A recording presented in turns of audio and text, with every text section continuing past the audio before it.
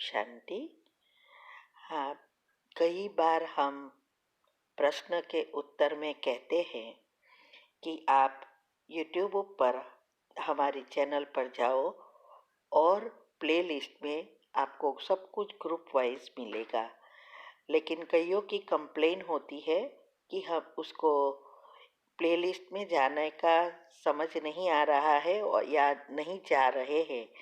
तो उसके लिए मैंने यहाँ विधि बताई है कैसे चैनल खोलनी है और कैसे आप प्लेलिस्ट में जाके चूज़ कर सकते हैं।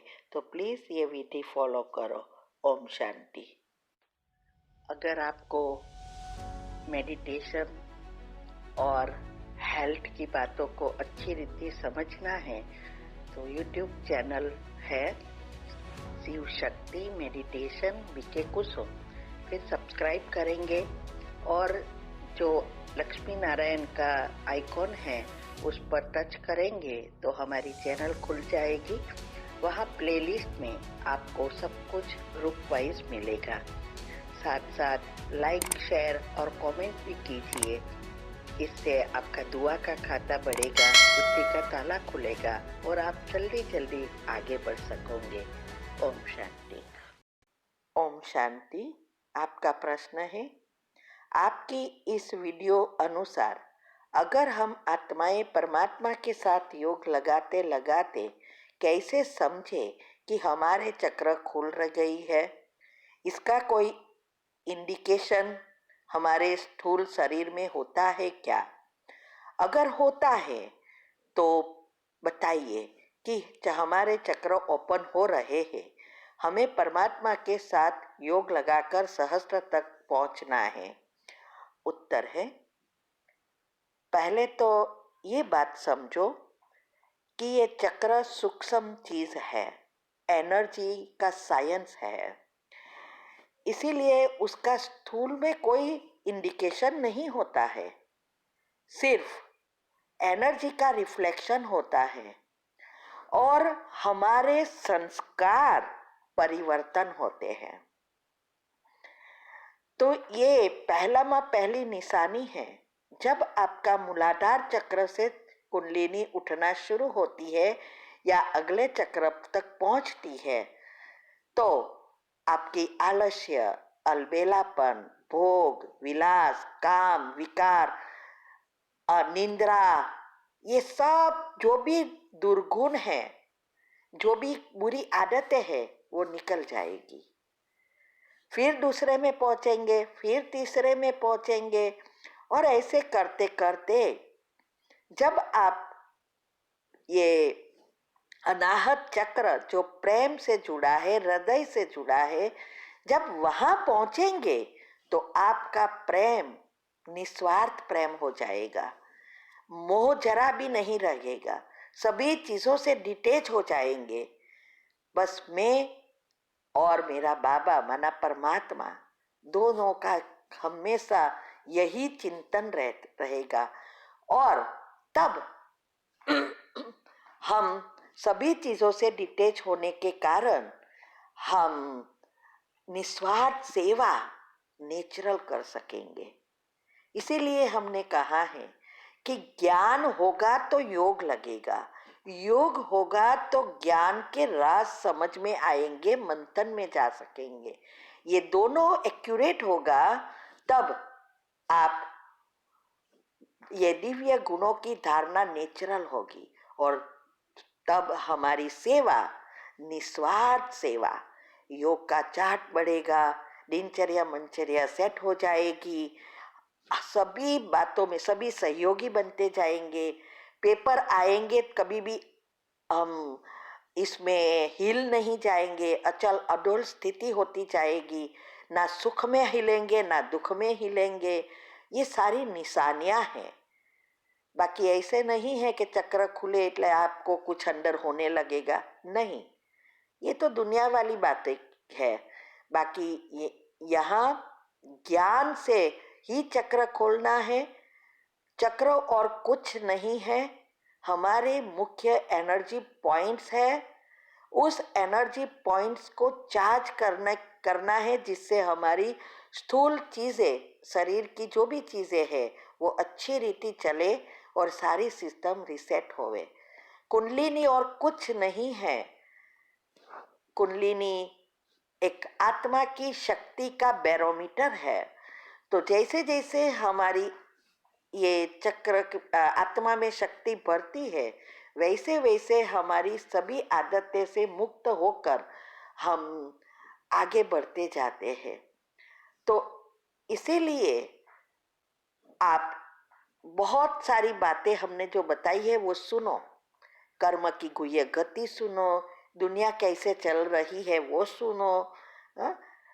सब स्पेशल टॉपिक में सारे राज रखे हैं वो सुनो। फिर ये साइंटिफिक रीति से, कुंडलिनी चक्र की रीति से जो भी हमने समझाया है, जितना आप ये बातों को सुनेंगे, समझेंगे, बुद्धि में धारण करेंगे, तब स्वरूप बन जाएंगे और तब हम सहस्त्र तक पहुंचेंगे। और सभी धारणाएं, जो भी धारणाएं इस चीजों को, चक्रों को खोलने के लिए बाबा आके हमें सिंपल भाषा में बता रहे हैं, वो धारणाएं भी एक्यूरेट चाहिए।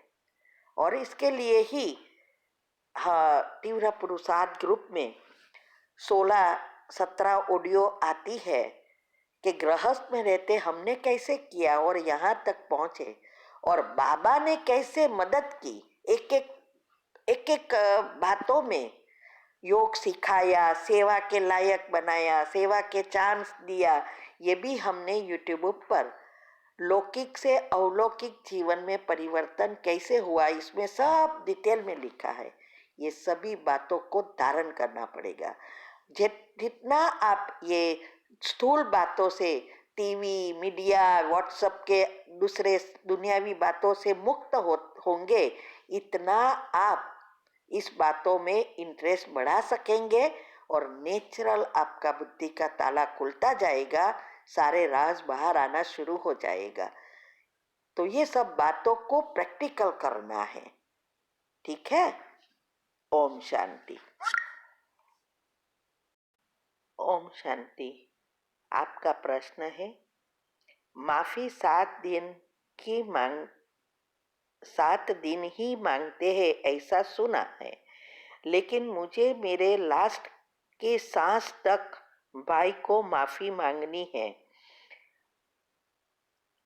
अमृत वेला मेडिटेशन में तभी ही मुझे मेरे गलती की सजा मिलेगी और माइंड शांत होगा। ये गलत नहीं हो सकता ना?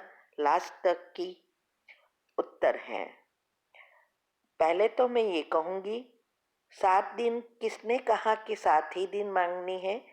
हर एक आत्मा के साथ अलग अलग हिसाब किताब होता है, और जो भी आत्मा के साथ स्पेशल ऐसी कोई बात है तो हमें तब तक मांगनी है जब तक आपके मन के संकल्प शांत ना हो जाए और सामने वाली आत्मा आपके फिर से संबंध अच्छा हो जाए, तब तक मांगनी है।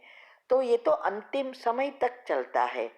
हम भी अभी तक परिवार से रोज माफी की कमेंट्री करके माफी मांगते हैं, क्योंकि एक जन्म की बात नहीं होती है, पिछले कई जन्मों की बात होती है। इसीलिए इसमें कोई रॉन्ग बात नहीं है, लेकिन हमें चेक करना है कि अगर सब कुछ अच्छा हो जाए तो जनरल रूप से ही माफी मांगनी है। और जब तक अभी तक आपके संकल्प शांत नहीं होते या वो उनसे संबंध अच्छा नहीं होता, तो आपको ये स्पेशल उसको सकाश देने की जो मैंने बात की है वो भी तब तक करते रहना है, ठीक है। ओम शांति। आपका प्रश्न है, जो अभी हमारा ये राजयोग कोर्स चल रहा है, तो ये ज्ञान में भाई को दूं तो उस तक पहुंचेगा क्या? बिकॉज 8 मंथ हुए जाकर, तो न्यू बर्थ भी हुआ होगा। इसका मुझे भी अच्छा लगेगा। उसने मुझे हेल्प की तो मैं अभी उसकी हेल्प करूं। उत्तर है, अभी आपका प्रश्न मुझे अभी भी समझ में नहीं आ रहा है। अगर आपके भाई ने दूसरे जन्म लिया तो आप कैसे कोर्स करा कराना चाहते हो, कैसे हेल्प करना चाहते हो? मैंने आपको, और कौन सी भाई की आप बात कर रहे हो? एक साइड पे कहते हो कि भाई को ज्ञान देना है, दूसरी साइड पर कहते हो कि उसका जन्म हो चुका होगा। तो ये समझ में नहीं आ रहा है। तो क्लियर लिखो, क्योंकि अगर उसने शरीर छोड़ा तो आप राज्य कोर्स कैसे भेज सकेंगे? मैंने, अगर वो वही प्रश्न है कि आपके भाई ने शरीर छोड़ा था, तो उसके लिए मैंने विधि बताई, 2 वीडियो रखी है कि कैसे उनको ये सकाश देनी है, हिसाब किताब चुकतू करना है और नए पुण्य कर्म बनाना है। वो विधियाँ 2 रखी है कि 13 दिन या मृत्यु के बाद भी वही आप कर सकते हो, 13 दिन के बाद। वो सब बातों को हमने आपको बताया है। तो ये समझ में नहीं आ रहा है कि आप क्या पूछ रहे हो। ठीक है? ओम शांति।